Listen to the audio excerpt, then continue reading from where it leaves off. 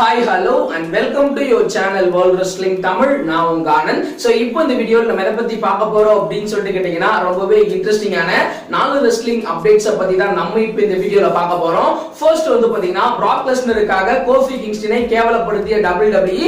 So பிராக் லெஸ்னரால back ஸ்டேஜ்ல Kofi Kingston சண்டை போட்டுருக்காரு. சோ என்ன நடந்துச்சு அப்படின்றத பத்தி டீடைலா நம்ம இப்போ இந்த வீடியோல பார்க்க போறோம். அதுக்கு அடுத்தபடியா ஜான் மோரிசனோட ரிட்டர்ன் அப்டேட் கிடைச்சிருக்கு. அவர் எங்க எப்ப ரிட்டர்ன் வர போறாரு அப்படின்றத பத்தி பார்க்க போறோம். அதுக்கு அடுத்தபடியா வந்து பாத்தீங்கன்னா ஷெய்மஸ் வில்லனா தான் வருவாரு அப்படின்ற ஒரு பெரிய லெவல் அப்டேட்ஸ் கிடைச்சிருக்கு. கடைசியா சோ கடந்த 3 வாரமா சோ WWE பேக் ஸ்டேஜ் ஷோவோட வியூவர்ஷிப் எவ்வளோ, சோ யார் வந்தப்ப வியூவர்ஷிப் அதிகமா இருக்கு அப்படின்றத பத்தி டீடைலா நம்ம இப்போ இந்த வீடியோல பார்க்க போறோம்.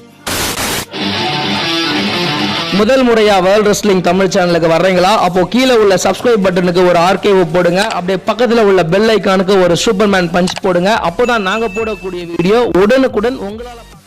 ஃபர்ஸ்ட் வந்து பாத்தீங்கன்னா John Morrison. So John Morrison பொறுத்த வரைக்கும் WWE ல மல்டி இயர் டீல் சைன் பண்ணிட்டாரு. சோ அவர் எப்ப வேணாலும் ரிங்குக்கு ரிட்டர்ன் வரலாம். சோ இப்போதைக்கு அவரோட ரிங் ரிட்டர்னை பத்தின அப்டேட் கிடைக்கல. சோ அவர் எப்ப வேணாலும் ரிட்டர்ன் வரலாம். சோ DLC ஆ இருக்கட்டும், ராயல் ரம்பிளா இருக்கட்டும், சோ அவர் எப்ப வேணாலும் சோ அவர் ரிட்டர்ன் வருவாரு அப்படின்ற ஒரு எதிர்பார்ப்பு போயிட்டு இருக்கு. சோ இந்த நேரத்துல ஜான் மோரிசன் சோ WWE ஒரு ஷோக்கு வந்து பாத்தீங்கன்னா ரிட்டர்ன் வர போறாரு. சோ அந்த ஷோ என்ன அப்படின்னு சொல்லி கேட்டீங்கன்னா தி பம் அப்படின்ற ஒரு ஷோ வந்து பாத்தீங்கன்னா WWE ஓட யூடியூப் சேனல்ல வந்து பாத்தீங்கன்னா போட்டுட்டு இருக்காங்க. சோ அந்த ஷோக்கு நெக்ஸ்ட் வீக் வந்து பாத்தீங்கன்னா ஜான் மோரிசன் வர போறாரு அப்படின்ற மாதிரி ஆபீஷியலா வந்து பாத்தீங்கன்னா சொல்லிட்டாங்க. சோ அதுல ஜான் மோரிசன் வந்து சோ அவர் எந்த மாதிரியான கேள்விக்கு எந்த மாதிரியான பதில் சொல்லுவாரு, சோ அவரோட ட்ரீம் மேட்ச் என்ன, அவரு WWE ல எந்த மாதிரிலாம் ஃபைட் பண்ணுவாரு அப்படின்றத பத்தி ஜான் மோரிசன் சொல்ல போறாரு. சோ இப்போதைக்கு நெக்ஸ்ட் வீக் வந்து பாத்தீங்கன்னா தி பம் அப்படின்ற அந்த ஷோக்கு சோ ஜான் மோரிசன் வர போறாரு. சோ அவர் வந்து என்ன சொல்லுவாரு, என்ன நடக்க போகுது அப்படின்றத நம்ம வெயிட் பண்ணி பார்க்கணும். சோ நீங்க என்ன நினைக்கிறீங்க, ஜான் மோரிசனோட ட்ரீம் மேட்ச் WWE ல எதுவா இருக்கும் அப்படின்றத மறக்காம கீழே கமெண்ட் செக்ஷன்ல வந்து பாத்தீங்கன்னா கமெண்ட். அதுக்கு அடுத்தபடியா வந்து பாத்தீங்கன்னா ஷெய்மஸ். சோ ஷெய்மஸை பொறுத்த வரைக்கும் ஃபைனலி ஸ்மாக்டவுன் பேக் ஸ்டேஜ்க்கு வந்துட்டாரு. சோ வந்து அவர் எப்போ வேணாலும் ரிட்டர்ன் ஆவா அப்படின்ற மாதிரி அவரே சொல்லிட்டாரு. சோ இப்போதைக்கு ஷெய்மஸை பொறுத்த வரைக்கும் சோ ராயல் ரம்பிள்குள்ள வந்துருவாரு அப்படின்ற ஒரு பெரிய டாக் போயிட்டு இருக்க நேரத்துல சோ இப்போ வந்து பாத்தீங்கன்னா WWE ஒரு ஃபேஸா கொண்டு வருவாங்களா, ஹீலா கொண்டு வருவாங்களா அப்படின்ற ஒரு பெரிய எதிர்பார்ப்பு போயிட்டு இருந்துச்சு. சோ இப்போதைக்கு வந்து பாத்தீங்கன்னா ஷெய்மஸ் வில்லனா தான் WWE க்கு வர போறாரு அப்படின்ற ஒரு பெரிய அப்டேட்ஸ் கிடைச்சிருக்கு. ஷெய்மஸை பொறுத்த வரைக்கும் இப்போதைக்கு ஸ்மாக்டவுன் ரெஸ்லர். சோ ஸ்மாக்டவுனை பொறுத்த வரைக்கும் ஹீல் ரெஸ்லர் சுத்தமா கிடையவே கிடையாது.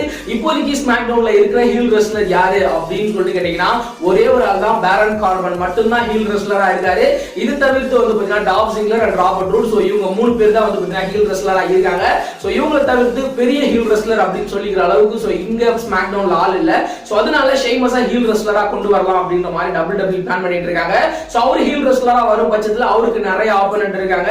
சோ ரோமன் ரீன்ஸ், டிஜி, ஆலி அப்படின்னு சொல்லிட்டு பல பேரோட வந்து பாத்தீங்கன்னா ஷெய்மஸ் மோதலாம். சோ இப்போதைக்கு ஷெய்மஸ் ஹீலா வர போறாரு அப்படின்ற ரூமர்ஸ் போயிட்டு இருக்கு. சோ இத பத்தி நீங்க என்ன நினைக்கிறீங்க?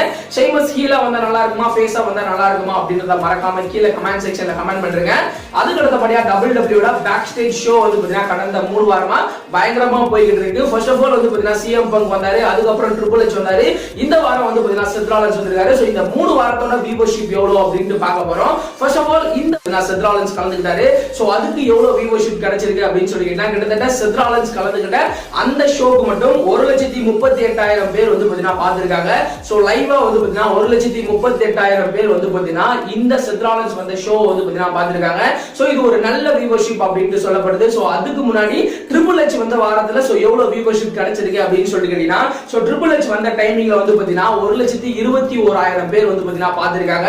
சோ இந்த வாரத்தை விட போன வாரம் கொஞ்சம் ரொம்பவே கம்மியா இருக்கு அப்படின்னு சொல்லலாம். சோ இது எல்லாத்தையும் தவிர்த்து சிஎம் பங்க் ஷாக்கிங்கா ரிட்டர்ன் கொடுத்தாரு பாத்தீங்களா. சோ அந்த வாரம் வியூவர்ஷிப் எவ்வளவு அப்படின்னு சொல்லி கேட்டீங்கன்னா 1,80,000 பேருக்கு மேல வந்து பாத்தீங்கன்னா பார்த்திருக்காங்க. சோ கடந்த 3 வாரமா பேக் ஸ்டேஜ் ஷோக்கும் வந்து பாத்தீங்கன்னா பயங்கரமான வியூவர்ஷிப் கிடைச்சிருக்கு. ஃபர்ஸ்ட் வாரம் வந்து பாத்தீங்கன்னா 1,80,000 சிஎம் பங்க் வந்தப்ப கிடைச்சது. அதுக்கப்புறம் ட்ரிபிள் எச் வந்தப்ப வந்து பாத்தீங்கன்னா 1,20,000 கிடைச்சது. சோ இந்த வாரம் செத் ராலின்ஸ் வந்தப்ப 1,38,000 பேர் வந்து பாத்தீங்கன்னா பார்த்திருக்காங்க. சோ பேக் ஸ்டேஜ் ஷோவும் பயங்கரமா போயிட்டு இருக்கு. சோ நீங்க என்ன நினைக்கிறீங்க, அடுத்தடுத்து ஜான் சீனா, ரோமன் ரீன்ஸ் அப்படின்ற பெரிய பெரிய ரெஸ்லர் வரும்போது எந்த லெவலுக்கு வியூவர்ஷிப் இன்க்ரீஸ் ஆகும் அப்படின்னு சொல்லிட்டு நீங்க நினைக்கிறீங்களோ மறக்காம அதை கீழே கமெண்ட் செக்ஷன்ல வந்து பாத்தீங்கன்னா கமெண்ட் பண்றீங்க. அதுக்கு அடுத்தபடியா வந்து பாத்தீங்கன்னா கடைசியா Kofi Kingston. So Kofi Kingston back ஸ்டேஜ்ல பயங்கரமா சண்டை போட்டுட்டு இருக்காரு. சோ என்ன நடந்துச்சு அப்படின்னு சொல்லிட்டு கேட்டா கோஃபி கிங்ஸ்டன் ரெசில்மேனியா டைமிங்ல ஒரு பீக்ல ஒரு பயங்கரமான ரெஸ்லரா இருந்தாரு. சோ ரெசில்மேனியாவே கோஃபி மேனியா அப்படின்ற அளவுக்கு ஒரு பெரிய கிரேஸ் வந்து பாத்தீங்கன்னா கோஃபிக்கு இருந்துச்சு. சோ WWE அதிக ஃபேன்ஸ் வந்து பாத்தீங்கன்னா அந்த டைம்ல அவருக்கு இருந்தாங்க, பயங்கரமா அவரை சேர் பண்ணாங்க. சோ அது எல்லாத்தையும் ஒட்டு மொத்தமா அழிக்கிற வகையில சோ ஒரு 7 செகண்ட்ல வந்து பாத்தீங்கன்னா அவரோட பெருமையை வந்து பாத்தீங்கன்னா அழிச்சிட்டாங்க. ஸ்மாக்டவுனோட ஃபர்ஸ்ட் எபிசோட், ஃபாக்ஸோட ஃபர்ஸ்ட் எபிசோட்ல வந்து பாத்தீங்கன்னா பிராக் லெஸ்னருக்கும் கோஃபி கிங்ஸ்டனுக்கும் ஒரு WWE சாம்பியன்ஷிப் மேட்ச் நடந்துச்சு. சோ அந்த மேட்ச் ரொம்பவே கேவலமா ஒரு 7 செகண்ட்ல வந்து பாத்தீங்கன்னா பிராக் லெஸ்னர் கோஃபி கிங்ஸ்டனை பீட் பண்ற மாதிரி வந்து பாத்தீங்கன்னா காமிச்சாங்க. சோ பிராக் லெஸ்னரை ஸ்ட்ராங்கா காமிக்கணும் அப்படின்ற ஒரே காரணத்துக்காக சோ 7 செகண்ட்ல கோஃபி கிங்ஸ்டனை வந்து பாத்தீங்கன்னா சோ ரொம்பவே கேவலப்படுத்திட்டாங்க அப்படின்னு கண்டிப்பா சொல்லலாம். சோ அப்போதைக்கு வந்து பாத்தீங்கன்னா பிராக் லெஸ்னருக்கும் கோஃபி கிங்ஸ்டனுக்கும் அடுத்தடுத்ததா ரீமேட்ச் வர்ற மாதிரி ஒரு பயங்கரமான மேட்ச் ரெண்டு பேரும் குடுக்குற மாதிரி பிளான் பண்ணிருந்தாங்க. ஆனா அது சமீப காலமா நடக்காம போயிடுச்சு. ஃபைனலி வந்து பாத்தீங்கன்னா ஸ்மாக் டவுன் எபிசோட்ல பிராக் லெஸ்னர் சாம்பியன் வின் பண்ணதுக்கு அப்புறம் கெயின் வெலாஸ்கர்ஸுக்கும் பிராக் லெஸ்னருக்கும் சவுதி அரேபியால ஒரு மேட்ச் வந்துருச்சு. சோ அதுக்கப்புறம் வந்து பாத்தீங்கன்னா பிராக் லெஸ்னருக்கும் சோ கோஃபி கிங்ஸ்டனுக்கும் ஒரு மேட்ச் வரதா தான் இருந்துச்சு. சோ அடுத்தடுத்து சர்வைவர் சீரியஸ் TLC பேப்பரி சோ இதுலலாம் பிராக் லெஸ்னருக்கும் அவருக்கும் மேட்ச் வரதா தான் இருந்துச்சு. ஆனா ஃபீல்ட் யூனிவர்சல் சாம்பியன் வின் பண்ணதுனால சோ WWE ஓட ஒட்டுமொத்த பிளானும் சேஞ்ச் ஆகி சோ பிராக் லெஸ்னரை ராக்கு கொண்டு போக வேண்டிய ஒரு சூழ்நிலை. சோ அதனால வந்து பாத்தீங்கன்னா சோ எப்படியோ வந்து பாத்தீங்கன்னா பிராக் லெஸ்னர் மண்டே நைட் ராக்கு போயிட்டாரு. சோ இது போனதோட கோஃபி கிங்ஸ்டன் அந்த கிட்டத்தட்ட இவ்வளவு வருஷம் கஷ்டப்பட்டு முன்னேறி வந்த அந்த விஷயத்தை வந்து பாத்தீங்கன்னா ஒரு 7 செகண்ட்ல இழந்துட்டாரு.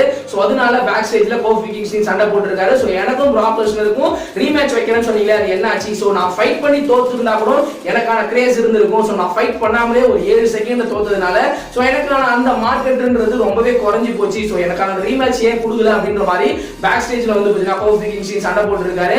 உண்மையிலே கிட்டத்தட்ட 11 வருஷம் கழிச்சு அவருக்கு கிடைச்ச ஒரு மிகப்பெரிய வாய்ப்பு. ஃபேன்ஸுங்களும் பயங்கரமா கோஃபி கிங்ஸ்டனை கொண்டாடினாங்க. ஆனா பிராக் லெஸ்னர் ஸ்ட்ராங்கா காமிக்கணும் அப்படின்ற ஒரே காரணத்துக்காக 7 செகண்ட்ல வந்து பாத்தீங்கன்னா அவரோட ஒட்டுமொத்த மவுஸ் வந்து பாத்தீங்கன்னா அப்படியே குறைச்சிட்டாங்க. சோ அடுத்தடுத்து அவருக்கு ரீமேட்சும் வைக்க முடியாத சோ ஒரு சூழ்நிலை வந்து பாத்தீங்கன்னா WWE இருந்தாங்க. சோ இத பத்தி நீங்க என்ன நினைக்கிறீங்க? சோ பேக் ஸ்டேஜ்ல கோஃபி கிங்ஸ்டன் சண்டை போறத பத்தி என்ன நினைக்கிறீங்க?